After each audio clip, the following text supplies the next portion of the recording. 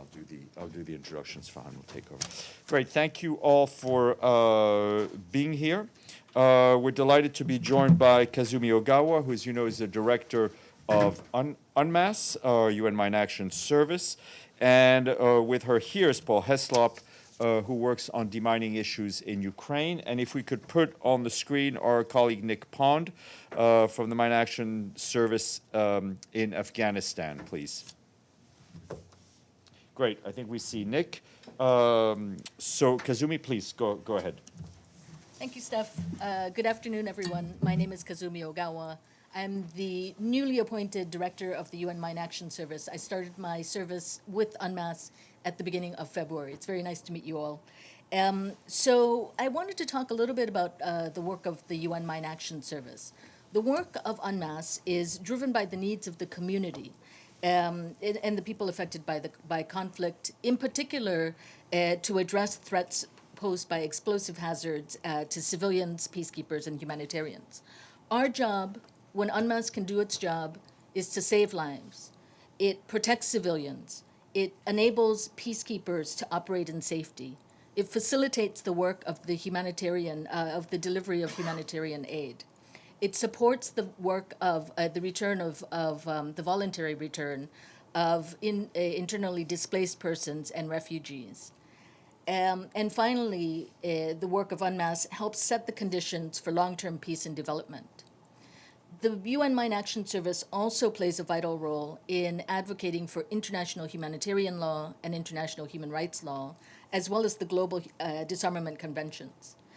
So I think each one of us that has been in the field in a post-conflict environment has some horrible story about a child picking something up that looks like a toy, or otherwise, and has had it explode, or we know of some livelihood that's been destroyed by landmines or explosive ordnance. These types of incidents, they not only destroy a life, they destroy communities and livelihoods. And so when we are able to prevent an incident like this, it means that we're preventing, or we're allowing a household to continue its work. We're allowing a community to help with the recovery. And this is what I wanted to talk a little bit about today. It was in this spirit that the General Assembly in December of 2005 declared April 4th the International Day for Mine Awareness and Assistance in Mine Action. The purpose of the day, as you can imagine, is to raise awareness about what it means to live in a community that's contaminated by unexploded ordnance and landmines. UNMAS not only supports clearance itself, it works with national governments and national organizations to establish and develop the capacity to be able to combat this scourge themselves as well. An investment in mine action is an investment in peace. It's an investment in the futures of millions of people affected by these terrible and indiscriminate weapons. And it's my pleasure and my honor to introduce two of my colleagues today. You see right next to me Paul Heslop, who's the UN Mine Action Service Special Advisor to the Resident Coordinator in Ukraine. And on the screen, we have Mr. Nicholas Pond, the Chief of the UN Mine Action Program in Afghanistan. Let me pass the floor first to Nick. Over to you, Nick. Thank you very much. Nick from Kabul. Thanks very much, Kazumi. As stated, my name's Nick Pond. I'm the Chief of the Mine Action Section in the United Nations Assistance Mission in Afghanistan, based in Kabul. Afghanistan has the third highest explosive ordnance casualty rate in the world, with around 50 people killed or injured every month, of which almost 80% are children. That means there's at least one casualty every single day, and that casualty is most likely to be a child. 90% of these casualties are from unexploded ordnance and abandoned munitions that have been left behind after over 40 years of conflict. Most of these casualties are boys, typically killed or injured when tampering with ordnance that they find when tending animals or playing. On the 12th of February this year, a group of boys in Nangarhar found an item of unexploded ordnance and threw it into a fire. The device detonated, killing 2 boys on the spot and wounding 5 others, one of whom subsequently died from his wounds. There are over 1,000 square kilometers of land known to be contaminated in Afghanistan. That's over 140,000 soccer pitches. almost 3 million people, around 900 education facilities, and over 200 healthcare facilities are known to be within 1 kilometre of explosive ordnance contamination, although these figures could be much higher as many districts have yet to be fully surveyed. The biggest challenge faced by the sector is the lack of funding. Reduced support for a country that sits way down the list of global humanitarian priorities, governed by a de facto authority that is not internationally recognised, has reduced the number of deminers delivering clearance, risk education and victim assistance from around 15,000 in 2011 down to 1,300 this month. Coupled with almost 2.8 million returnees from neighbouring countries last year, earthquakes, floods, and an ongoing conflict with Pakistan, these are exceptionally challenging times for the Afghan people. However, there's much opportunity for mine action in Afghanistan. This is the birthplace of humanitarian demining, and a depth of expertise exists within the national and international NGOs. The de facto authorities are supportive of the sector. An improved security situation means that access is possible across most of the country, and Afghanistan is a signatory to all international demining conventions. With increased funding, there is a very real opportunity to free this country from contamination, allowing Afghan people to restore their livelihoods unhindered by the remnants of war. Thank you.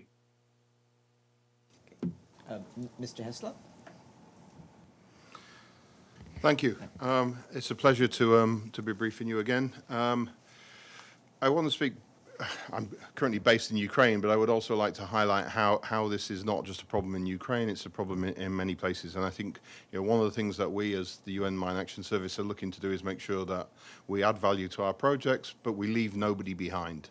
And what I mean about that is, what we've been seeing in Ukraine for the last 4 years, what we've seen in Gaza, what we're now seeing, we've seen in Sudan, we've seen in Iran, the conflict today will leave a legacy that, until it is removed, will stop those countries recovering, and they will have a long-term effect on things like the global economy.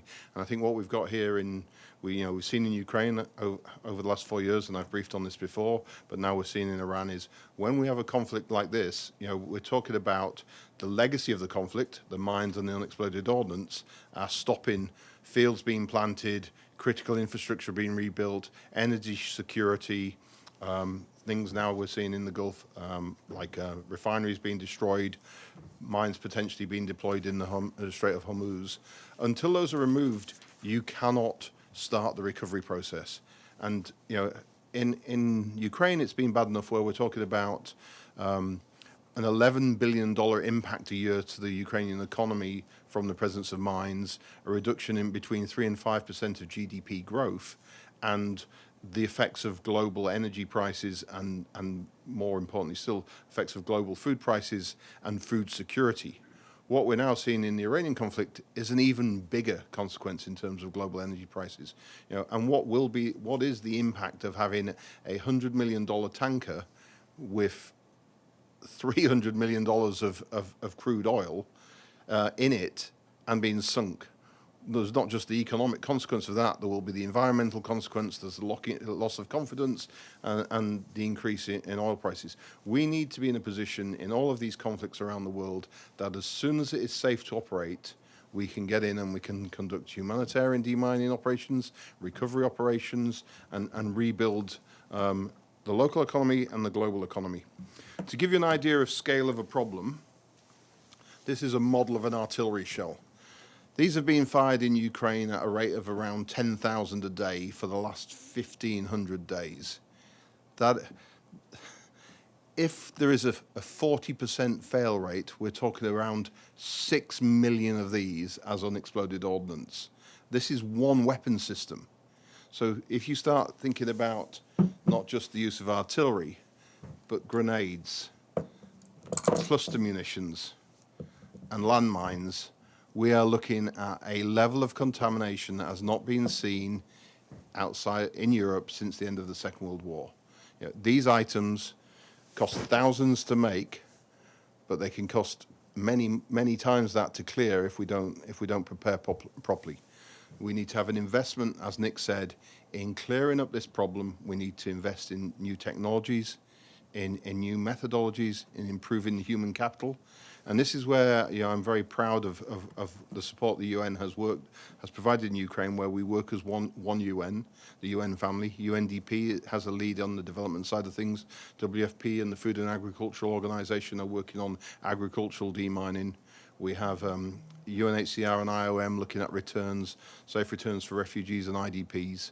UNICEF working on risk education and children, delivering as one UN across Ukraine to try and make Ukraine a safer place and enable people to return.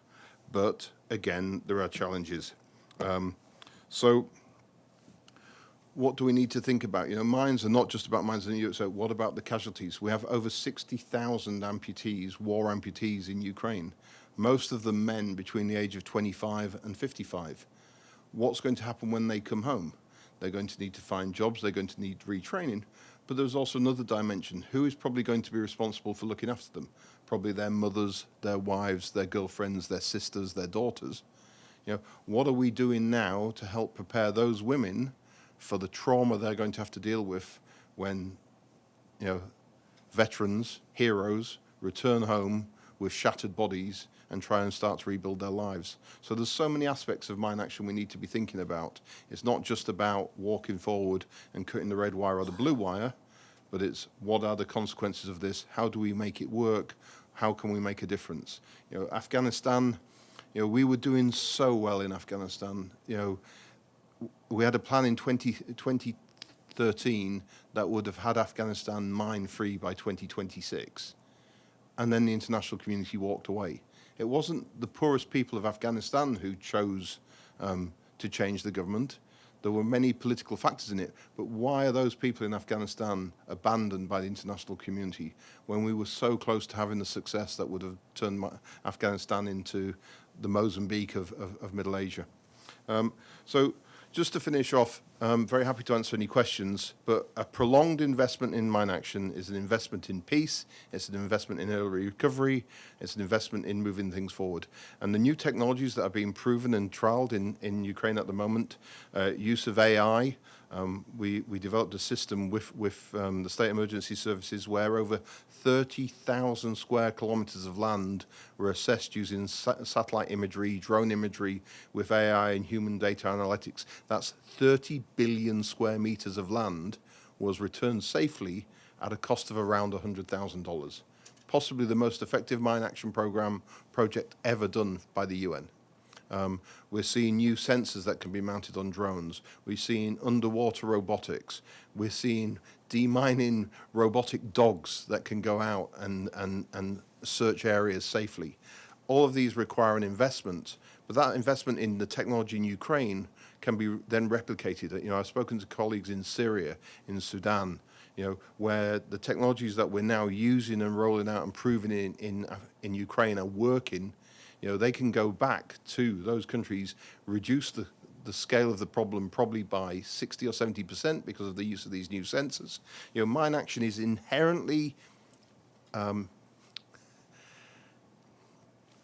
inefficient.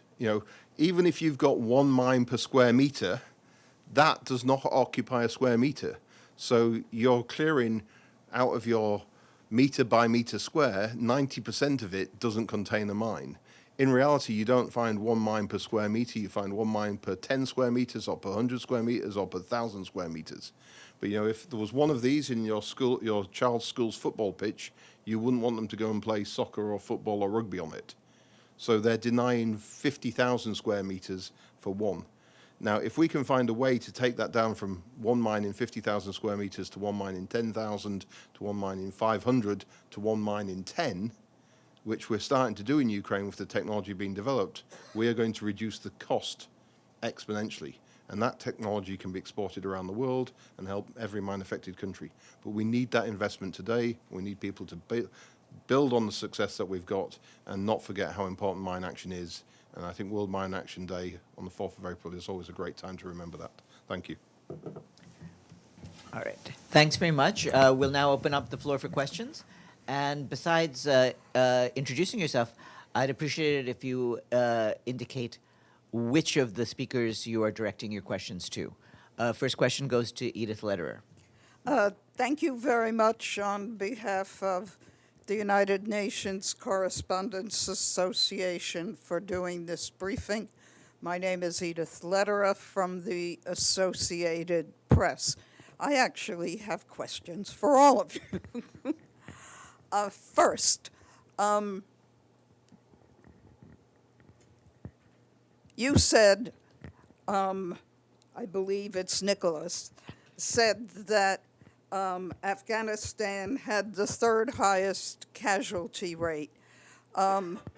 What's the first? What's the second?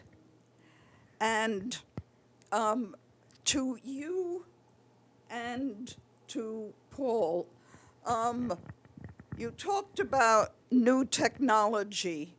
What kind of an investment are you talking about that's needed? Are you talking about tens of millions, billions to actually use this technology and get rid of unexploded ordnance and landmines in a much, much shorter period of time? And one of the big issues in the Iran war is sea mines, and I wonder if you have any information about that. And Nicholas, can you tell us how much money is needed in the Afghan program? Thank you. That's a lot of questions. Please. Maybe Nick, do you want to start us off? Yeah, sure. Thanks, Edith, for the question. On the third highest casualty rate in the world, this was from a report published on the 1st of December last year in the Landmine Monitor, and Afghanistan sits behind Myanmar and Syria, but I don't know their numbers. What we need in Afghanistan to conduct the clearance over the next 5 years in accordance with a plan submitted through the Anti-Personnel Mine Ban Convention in 2024 is just over $250 million over a 5-year period. So we're talking a lot of money. The reason I say there's opportunity in Afghanistan is because we have the people here to do it. Once a program of 15,000, now a program of 1,300. Most of those people are still here. They can be re-employed. We've got a depth of expertise here. We just need the funding to get them working, and we're way down the list of the priorities now. But yeah, just over 250 million is what was asked in the APMBC. Thanks. Thank you. If I could just add to that, Ms. Lederer, thank you for the question in terms of the innovation. So it's an important question, and it leads me actually neatly from Nick's response, which is talking about the funding for UNMAS. So last year, just as an example, we were able to, the UN Mine Action Service raised about $74.9 million for its projects. It sounds great, but if you think about then, right, one project costing 100 million, 200 million in terms of need, it's not enough. And one thing that I'd like to point out is that with that, a lot of the fundraising that we do is for specific projects. And so we will have a member state saying, you know, our interest is in Syria, our interest is in Afghanistan, we would like to help in these countries. Where we lack the funding is in the unearmarked funds. And unearmarked is extremely unsexy, but what it does is it gives us a little bit of the money to be able to carry forward projects that may be losing funding where we know that we would like to make the investment. It allows us to look into some of this innovation in terms of technologies, in terms of new ways of doing business, and say, okay, you know, we understand member states or donors do not want to be spending this kind of money on something that's unproven. We have faith, you know, we'd like to look into a potential project. And without the unearmarked funds, it becomes very difficult to do. Let me hand over to Paul in terms of the sea mines and the other innovation. Sure. The question you asked was about what will it cost. I mean, Ukraine is a different scale to what we've seen in other mine action programs, primarily because we're still dealing with a live conflict, and the scale of weapon systems being used, and so, to be honest, some of it is humanitarian demining, but a lot of it is about recovery. You know, and if we're clearing.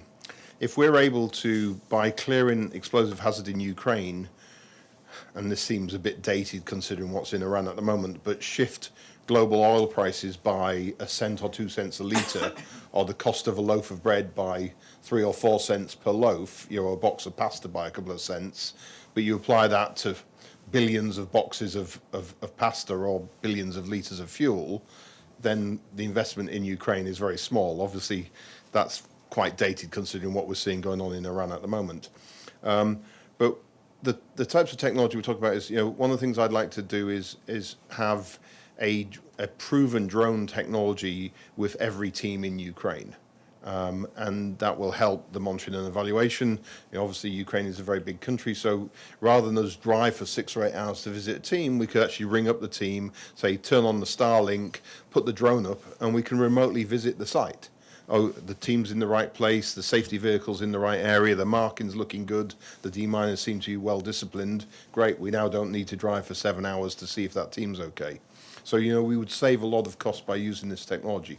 Now, the pilot project to run this out, we're looking at maybe $1 million to $2 million. To deploy at scale, probably about 10 million.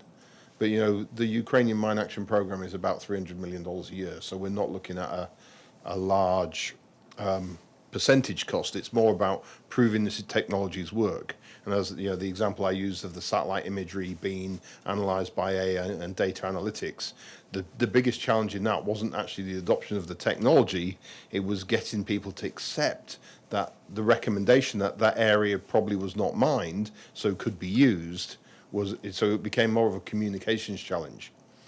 This land has no evidence of being mined, you can use it. Reassuring the individual on the ground was much harder than doing the assessment. And again, the different platforms that are out there. So in terms of technological investment, we're talking about millions of dollars that will lead to tens, if not hundreds of millions of dollars of savings in Ukraine. But again, if this technology works and is proven, it will save tens of millions of dollars across the world, and probably, I would think, bring down the time to make the world mine free, which was meant to be 2026, ironically. We can probably reduce that time by 50, 70% if these technologies that we think are working in Ukraine can be scaled, can be rolled out, and can be multiplied. So, we're there. One of the challenges in Ukraine is technologies are evolving. When I arrived in Ukraine, most of the contamination was in areas that had been liberated from the occupiers or on the front line. Now, with the widespread use of long-range drones, we're starting to see more and more contamination, not just in the east of the country, but in the west, and going out. And we've got police teams or state emergency service teams having to respond to ever bigger drones flying into civilian buildings across the countryside. But the Ukrainians are incredibly resilient and robust. I have a friend who lives in a building, a drone flew into it at midnight. They were evacuated from the building. The police deployed. The drone, fortunately, didn't explode. The police deployed, and they had the drone cleared and removed from the building, and they were back in their apartments in 2.5 hours. Can you imagine if somebody had an explosive device in New York? NYPD would be there for 3 days before we got back into our apartments. So, so the Ukrainians are incredibly resilient, incredibly robust, and are working well, but they need the investment. And then we need to learn from that investment and take it to other countries. Sea mines, slightly, first of all, let me stress, I am not a sea mine expert. I have never cleared a sea mine. I've cleared a lot of land mines, but one of the things that is okay about land mines is when you lay them, as long as it doesn't flood or have an earthquake, it stays there. So you're working in 2 dimensions. Okay, the depth may be between 0 and 20 centimeters, but it's pretty much a 2-dimensional problem. When you're dealing with sea mines, they can be on the surface, they could be floating in the middle, or they can be on the seabed. So you're already going into 3 dimensions.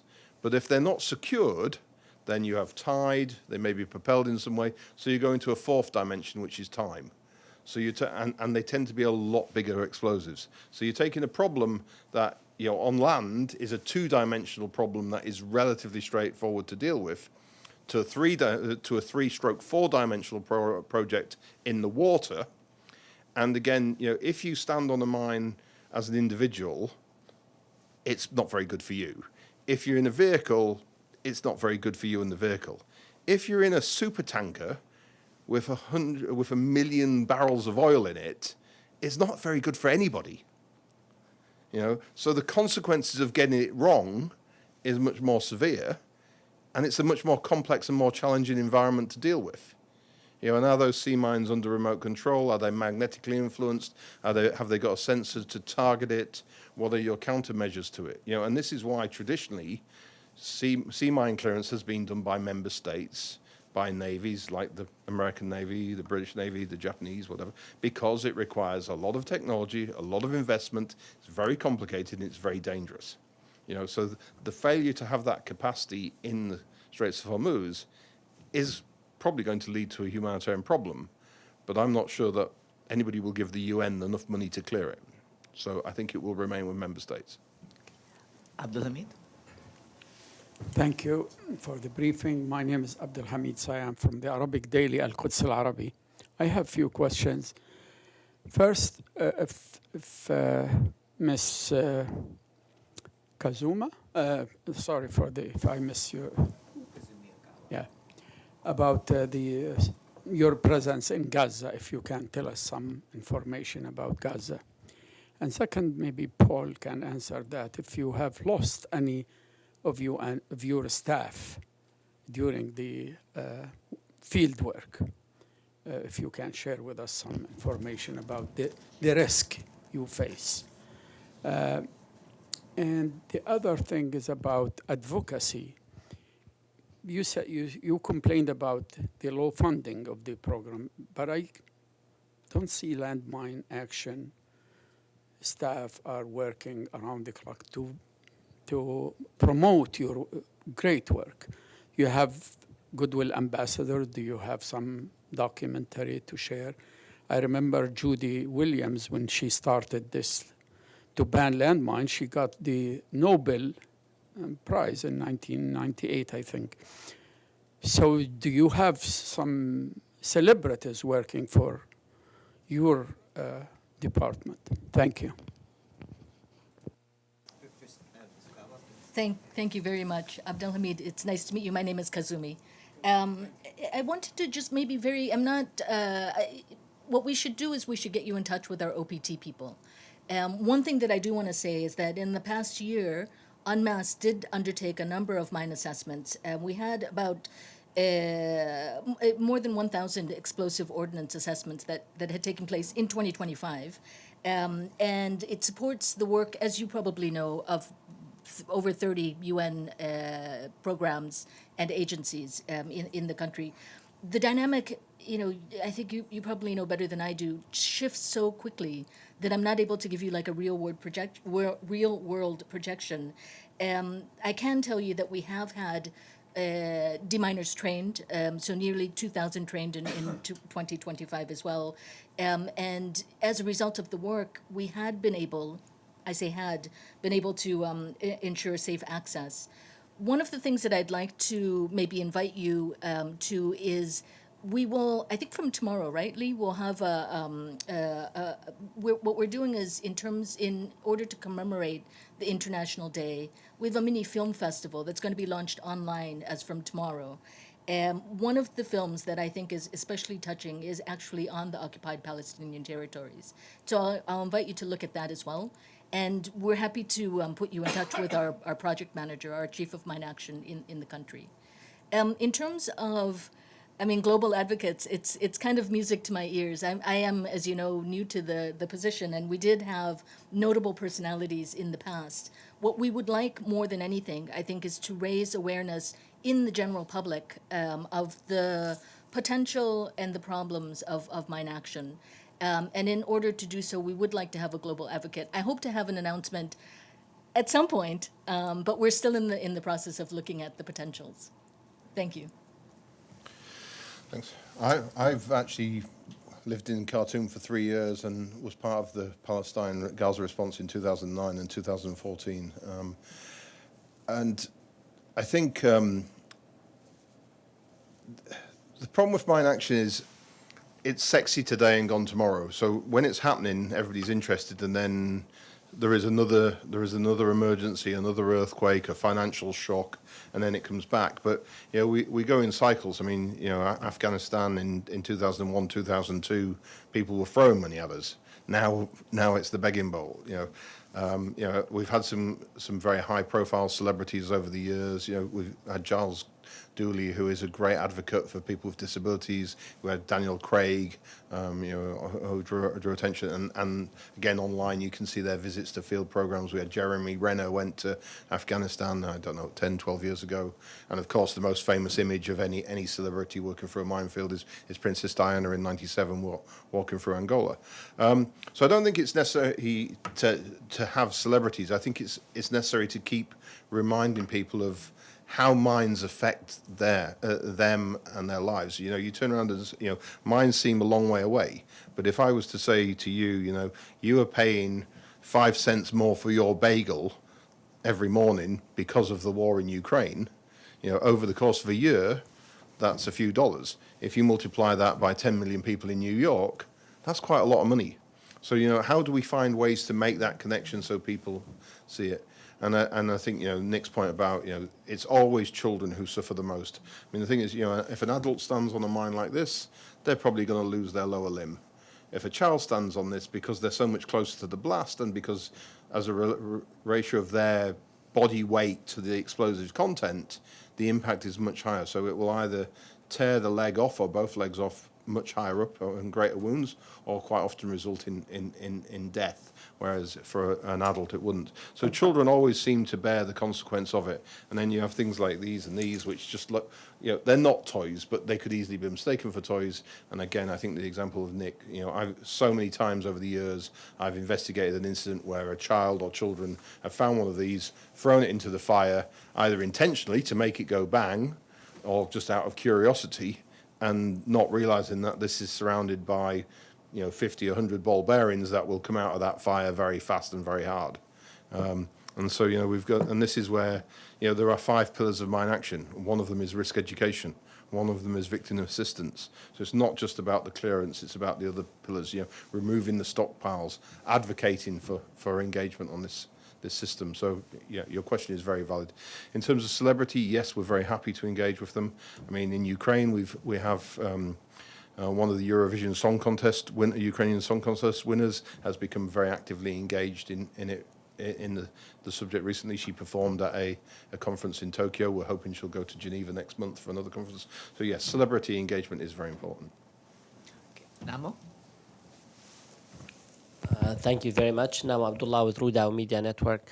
I just have one question. The New York Times, the Washington Post, and other major U.S. media outlets have reported that the United States may have dropped anti-tank mines inside Iran. Have you seen those reports, or are you looking into them to see, and how concerned are you? Thank you. For Ms. Kasumi, maybe, or Mr. Paul Heslop. Thank you. You may have. I have not seen anything, but I don't know if you have anything. I haven't seen reports of that in Iran, but we're certainly seeing mines delivered remotely by drones in Ukraine, both anti-personnel and anti-tank, or perhaps rather than saying anti-tank, anti-vehicle. And so I would not be surprised to see. I mean, again, there are many different types of mines, and it depends on the context of where they're being used. Mines or explosive weaponry, submunitions like this, being used on the front line in a combat situation is one thing. Mines being delivered indiscriminately, remotely into civilian population areas, well back from the front line, is a very different context. And so, and there are many nuances to what does and doesn't constitute a war crime. But I think it's very clear that weapons being directed at enemy combatant forces falls into one category, but weapons being delivered indiscriminately against civilian targets, falls into a war crime. Not knowing the context of Iran, we don't have a program in Iran. We have nobody on the ground in Iran. We can talk about the threats that are being created from the conflict, from what we're seeing. The deep buried bomb problem we saw in Gaza will definitely be a deep buried bomb problem in Iran. We've heard of 9,000 bombs, the numbers are 9,000 targets have been hit. If you work on 5 to 10% failure rate, we're going to have between 450 and 900 UXO sites that will need to be investigated. Okay, I see no further questions. So once more, I would like to thank our guests from the United Nations Mine Action Service, Kazumi Ogawa, the director, Paul Heslop, special advisor to the resident coordinator in Ukraine, and Nick Pond, chief of the Mine Action Service in Afghanistan. Thank you very much. I'm particularly thankful that those are on the table are just models and not actual things. Thanks, and have a great day, everyone. Just one announcement on the 14th.